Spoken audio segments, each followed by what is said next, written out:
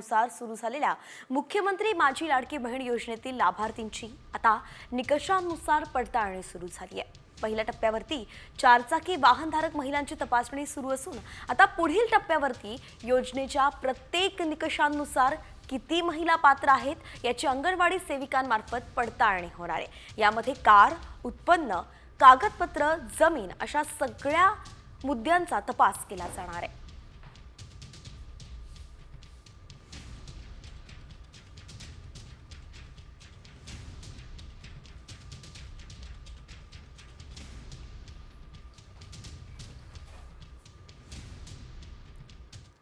आणि या महत्त्वाच्या बातमीनंतर आता आपण शेती संदर्भातील बातम्यांचा वेगवान आढावा घेणार आहोत ॲग्रोवन टॉप 10 च्या माध्यमातून। काही महिन्यांपासून भाज्यांचे भाव गगनाला भिडल्याने सर्वसामान्यांचं बजेट कोलमडलं होतं। मात्र सध्या वाशीतील एपीएमसी मध्ये राज्यातून भाज्यांची आवक वाढली आहे, म्हणून भावात घसरण झाल्याने गृहिणींना दिलासा मिळालाय।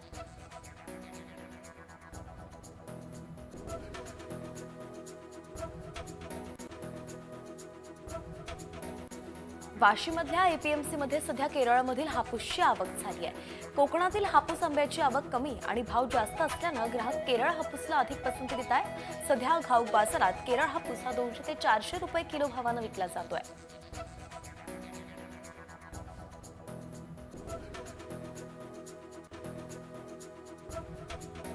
धाराशिव जिल्ह्यामध्ये राघुचीवाडी शिवारातील 1.5 एकर द्राक्ष बाग जमीनदोस्त झाली आहे। चिलवडी गावचे शेतकरी शाहू संदीप जाधव यांची ही बाग होती।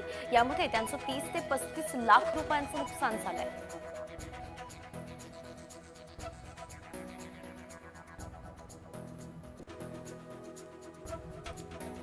यंदाचा बेदाणा हंगाम उत्साहात सुरू झाला। मात्र द्राक्ष उत्पादनात झालेली घट आणि द्राक्षाला मिळणाऱ्या चांगल्या दरामुळे बाजारात द्राक्ष विकण्याचा शेतकऱ्यांचा कल वाढलाय। त्यामुळे यंदा बेदाणा उत्पादनात 20% अधिक घट होण्याची शक्यता आहे। बेदाण्यास यंदाही दर वाढण्याच्या शक्यतेने बेदाणा उत्पादक शेतकरी सुखावले आहेत।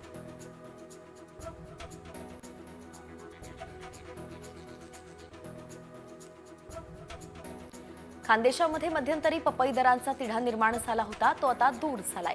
पपई दर मागील 20 ते 25 दिवसांपासून 15 ते 17 रुपये प्रति किलो असे स्थिर आहेत, पण हे दर शेतकऱ्यांना परवडत नसल्याची स्थिती आहे। त्यामुळे आता किमान 20 रुपये प्रति किलोचा दर जागेवरती मिळावा अशी मागणी केली जाते।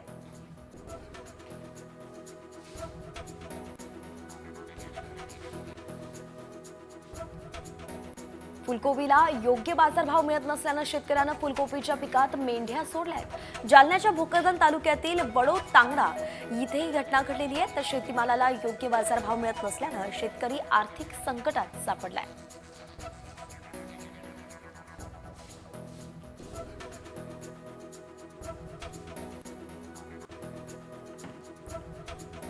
स्थानिक कृषी उत्पन्न बाजार समितीत तुरीची आवक 2000 क्विंटलपेक्षा अधिक होतीये। तुरीला सध्या सरासरी दर हा 7370 पर्यंत मिळतोय। तुरीचा किमान दर 6450 मिळत असून कमाल 7640 पर्यंत तूर विकली जाते।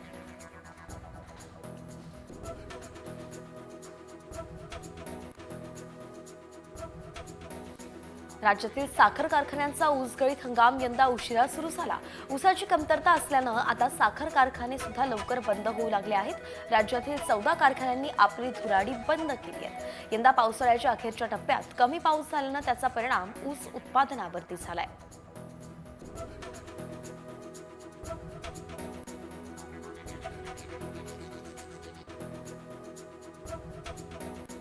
नांदेडच्या मुदखेड तालुक्यामध्ये झेंडू फुलांवरती करप्या रोगाचा प्रादुर्भाव झालाय। वातावरण बदलाचा परिणाम हा फुलांवरती झाल्याचं पाहायला मिळत आहे। त्यामुळे आता शेतकऱ्यांचं मोठं नुकसान झालंय।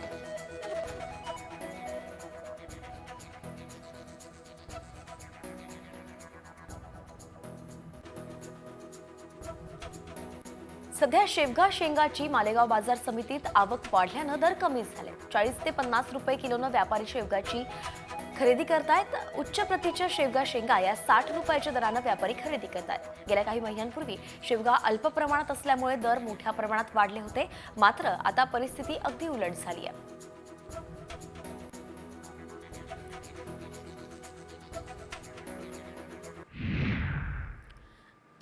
बीड ग्रामीण पोलिसांच्या पथकानं सोलापूर धुळे राष्ट्रीय महामार्गावरती अवैध मुरुम वाहतूक करणारा टेम्पो पकडलाय।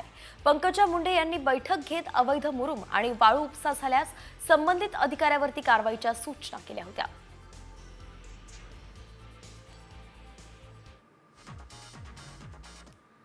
भाड्यानं वाहनं घेऊन परस्पर विक्री करणाऱ्या 6 जणांच्या टोळीच्या मुसक्या पोलिसांनी आवळल्यात। धुळे तालुका पोलीस ठाण्यात गेल्या काही दिवसांपासून वाहनं भाड्यानं देण्याच्या नावानं वाहनांची परस्पर विक्री केल्याच्या तक्रारी येत होत्या। आरोपींकडून 2 वाहनं सुद्धा जप्त करण्यात आली आहेत।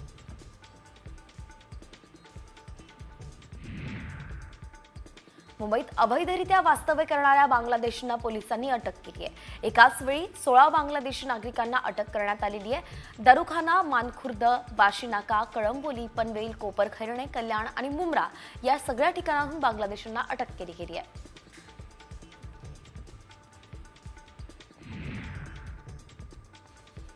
अनैतिक संबंधात अडथळा ठरत असलेल्या 5 वर्षीय चिमुकल्याची आईनं आणि तिच्या प्रियकरानं हत्या केली आहे। अहिल्यानगरच्या कोपरगावमध्ये ही घटना घडली आहे। निर्दयी आई आणि तिच्या प्रियकराला पोलिसांनी बेड्या ठोकल्यात। हत्या करून चिमुकल्याला नदीत फेकून देण्यात आलं होतं।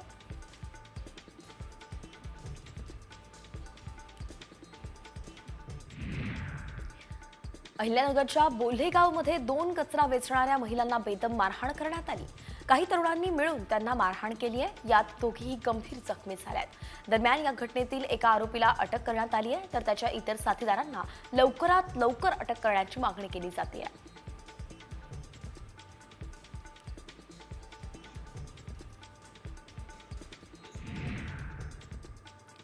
पिंपरी चिंचवडमध्ये साने चौकात 4 चाकी वाहनांची तोडफोड करण्यात आली आहे। एका अल्पवयीन मुलानं मध्यरात्री अंमली पदार्थाच्या नशेत ही तोडफोड केली। यावेळी जवळपास 10 ते 15 वाहनांचं मोठं आर्थिक नुकसान झालं। दरम्यान आरोपीला पोलिसांनी ताब्यात घेतलंय।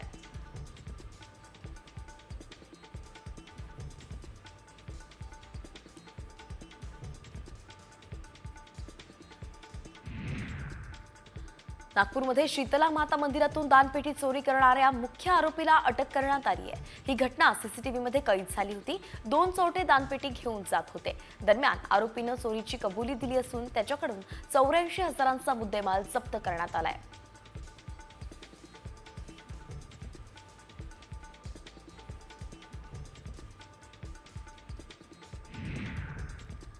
पुण्यातील कोंढवा परिसरात एका रहिवासी इमारतीत रविवारी दुपारी 3:30 वाजता आग लागली। अग्निशमन दलानं ही आग विझवली। मात्र या घटनेत एका महिलेचा दुर्दैवी मृत्यू झाला। एक व्यक्ती जखमी झालाय। त्याच्यावरती रुग्णालयात सध्या उपचार सुरू आहेत। आग नेमकी कशामुळे लागली हे अजूनही स्पष्ट होऊ शकलं नाहीये।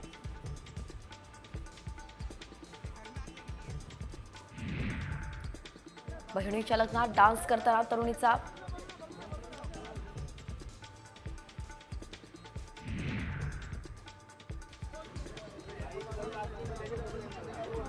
मुंबई गोवा महामार्गावरती कर्नाला इथे अपघात झालाय। मुंबईच्या दिशेने येणाऱ्या कारवरती कंटेनर कोसळला। मृत आणि जखमींबाबत अद्याप माहिती समोर आली नाहीये।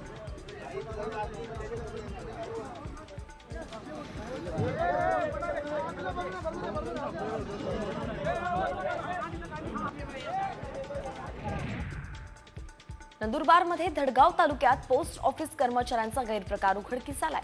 पोस्टात आलेली महत्त्वाची कागदपत्र वाटप न करता उघड्यावरती फेकण्यात आली आहे। तसंच नागरिकांच्या खोट्या सह्या करत जवळपास 1,500 आधार कार्ड उघड्यावरती फेकण्यात आलेत। याच प्रकरणी नागरिकांनी संताप व्यक्त केलाय।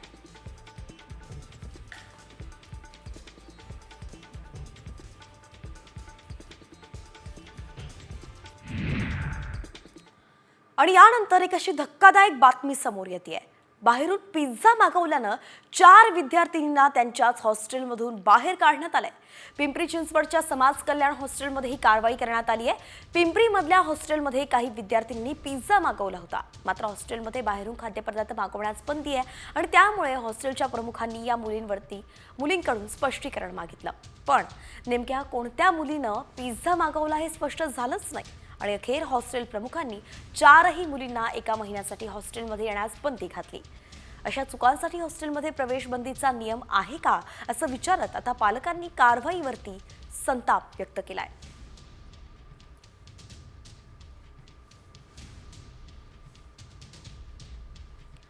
खरं तर हॉस्टेलमध्ये काही नियम असतात आणि ते मोडल्यावरती कारवाई होत असते. अशा वेळी ही कारवाई होत असताना आता संताप व्यक्त केला जातोय. म्हणून या घटनेत पुढे काय होतं पाहावं लागेल. यानंतर इतरही बातम्यांचा वेगवान आढावा. उपमुख्यमंत्री एकनाथ शिंदे यांच्या वाढदिवसानिमित्त कराडमध्ये रोड सेफ्टी मॅरेथॉन झाली. आरटीओ कार्यालय कराड आणि रणजित पाटील मित्र परिवारानं मॅरेथॉनचं आयोजन केलं होतं. स्पर्धेत रस्ते सुरक्षा संदेश देत 2000 पेक्षा जास्त नागरिक धावले.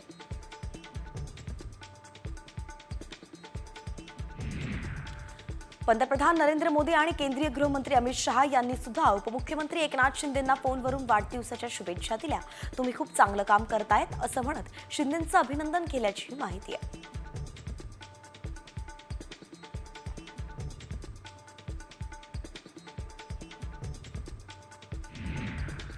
उपमुख्यमंत्री एकनाथ शिंदेंच्या वाढदिवसानिमित्त पुण्यातील श्रीमंत दगडूशेठ हलवाई गणपती मंदिरात विशेष महाआरती आणि 61 किलो लाडू मोदक अर्पण करण्यात आले.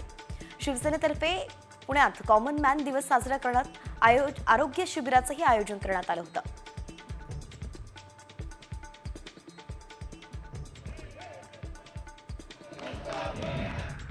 शिवसेना प्रमुख बाळासाहेब ठाकरेंनी एकट्यानं शिवसेना घडवली, तशीच एकनाथ शिंदेंनी पुन्हा एकट्यानं शिवसेना घडवली अशा शब्दांत ज्येष्ठ गायिका आशा भोसलेंनी उपमुख्यमंत्री एकनाथ शिंदेंना वाढदिवसाच्या शुभेच्छा दिल्या.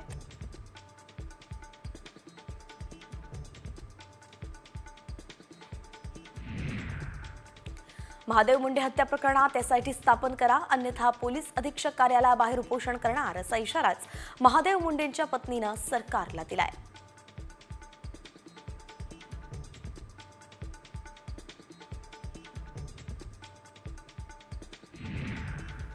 धनंजय मुंडेंचा राजीनाम्याचा निर्णय मुख्यमंत्री आणि उपमुख्यमंत्री घेतील असं म्हणत पंकजा मुंडेंनी आता मुख्यमंत्री आणि उपमुख्यमंत्र्यांच्या कोर्टात हा चेंडू टाकलाय. तर संतोष देशमुख हत्या प्रकरणात संशयित असलेले वाल्मिक कराड हा धनंजय मुंडेंचा निकटवर्ती असल्यानं विरोधकांकडून धनंजय मुंडेंच्या राजीनाम्याची मागणी केली जात होती.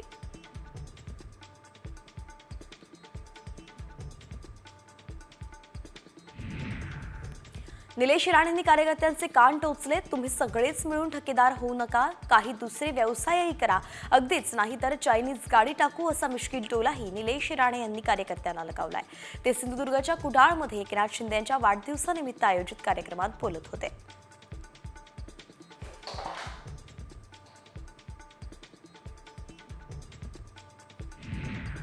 मणिपूरचे मुख्यमंत्री एन बिरेन सिंग यांनी मुख्यमंत्री पदाचा राजीनामा दिलाय. राज्यपालांची भेट घेत त्यांनी राजीनामा सुपूर्द केलाय. मणिपूरमध्ये पेटलेल्या हिंसाचाराच्या सुमारे 2 वर्षांनंतर एन बिरेन सिंग यांनी राजीनामा दिला.